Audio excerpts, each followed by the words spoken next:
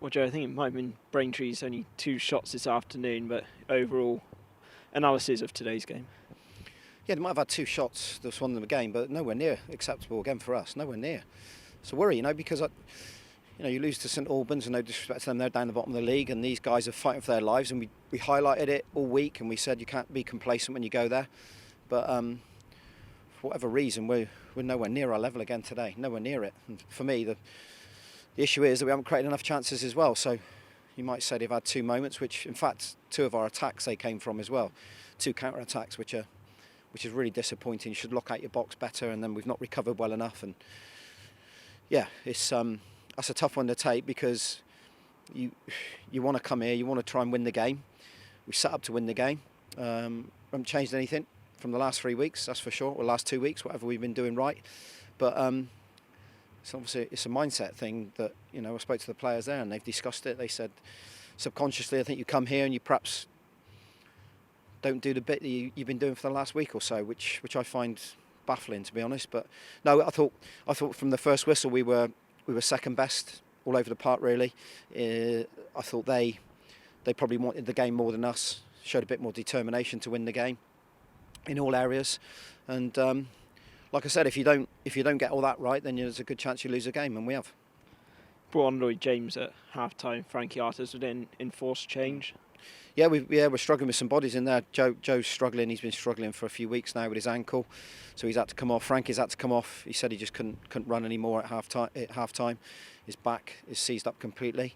Yeah, loads of bumps, loads of bruises, but that's football. You have to deal with that, and you have to get on with it. And at the moment, I find it difficult to see what team I'm going to get from us, and I don't like that. It's not a good feeling. It's polar opposites. We're either really, really good, or we drop right away from it, and we don't have a happy medium, or we don't seem to have a happy medium. Now, of course, I'm not going to overreact, because we've had 3 fantastic results prior to this, but when you get a result, and I don't want to talk about it all the time, it's like the Wildstone one, which comes from nowhere, and then you get another one like St Albans, and you get another one like here today at Braintree.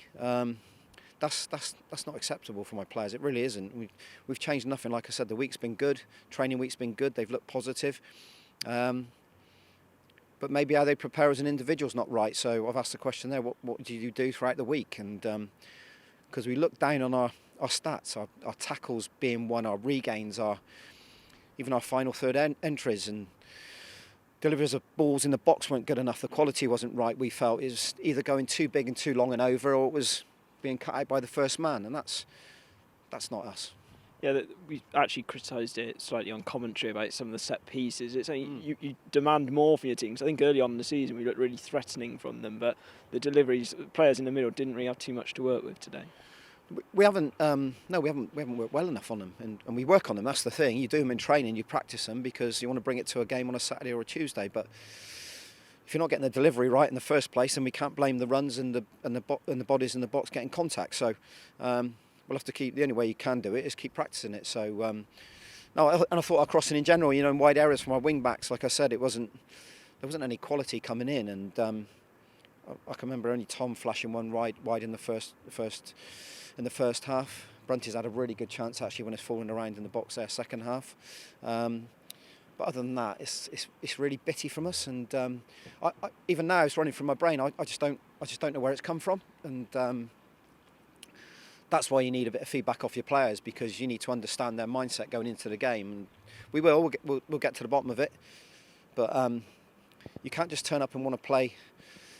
Not want to play, but you can't just turn up in the big games and it comes natural to you. These are the games also that are just as big. These are the ones that get you promoted. These are the games that take you to the next level.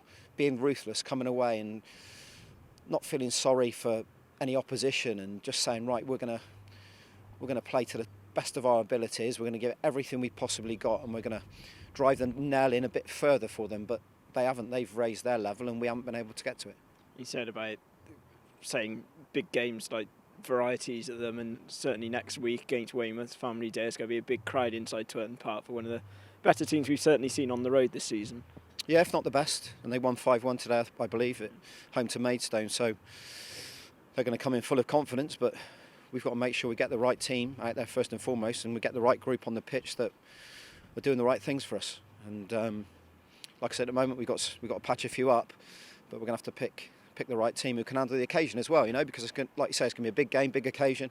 Of course, we wanted to go into that with 3 points in the bag here in confidence, and we're not. We're coming away from this scratching our heads, and that's not a nice feeling. So, listen, I've got a good group of players. They don't come to a game and say we don't want to win. No player does that, and we don't come to a game where we think, oh, we can just take our foot off the gas, because every game in this league is a challenge. I've said that before the game to you.